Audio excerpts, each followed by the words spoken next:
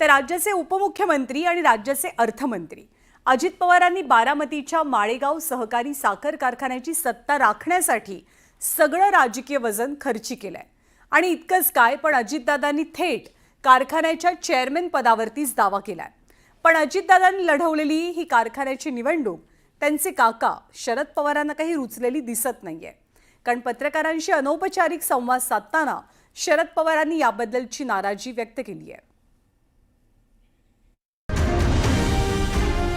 माळेगाव सहकारी साखर कारखान्याच्या निवडणुकीकडे अवघ्या राज्याचं लक्ष लागून राहिलं होतं।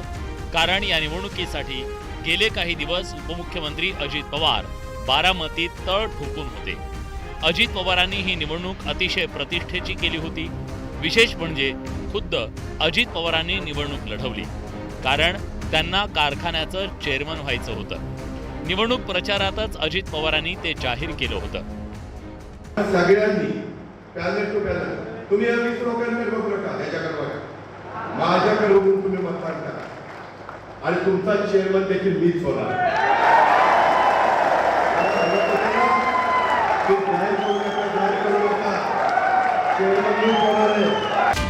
खरं तर अजित पवार यांच्याकडे राज्याच्या अर्थ खात्याची जबाबदारी आहे, तसंच ते राज्याचे उपमुख्यमंत्री आहेत।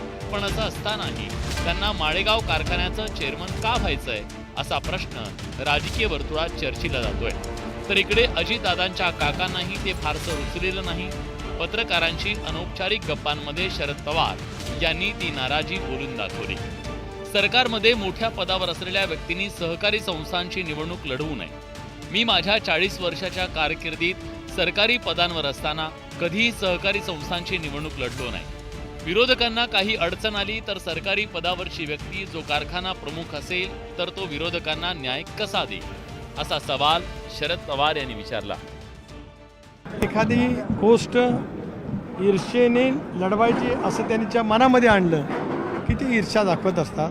पण एक गोष्ट राष्ट्रवादीचा अध्यक्ष म्हणून मी नक्की सांगेन की तळागाळातल्या कष्ट करणाऱ्या प्रत्येक कार्यकर्त्याला न्याय देण्याचा प्रयत्न हा अजितदादांच्या माध्यमातून कालही झाला, आजही झाला आणि उद्याच्या भवितव्याच्या कालावधीमध्ये सुद्धा 100% त्या ठिकाणी होईल।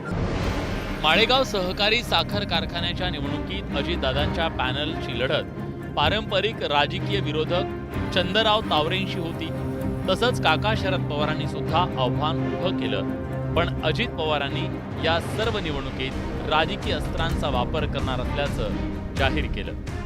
सभासद तसे कमीच आहे, आपल्याकडे हजारो कार्यकर्ते, हजारो माझे सहकारी पण आहेत। कोण कुठं आहे, कोण कुठं आहे, कोण कुठं आहे ते बोलत नाही, नाहीतर लगेच आचारसंहितेचा भंग केला। ते काय करायचं ते मी करीन। मी सगळ्या यंत्रणा कामाला लावणार आहे। अजित पवारांनी माळेगावसाठी चांगलाच जोर लावला होता, त्यामुळे निवडणुकीत चुरस वाढली। पण अजित पवारांनी कारखान्याची निवडणूक लढवल्यामुळे पुन्हा एकदा काका पुतण्यात वाद रंगल्याचं पाहायला मिळालं। Bureau report, news 18 Lokmat.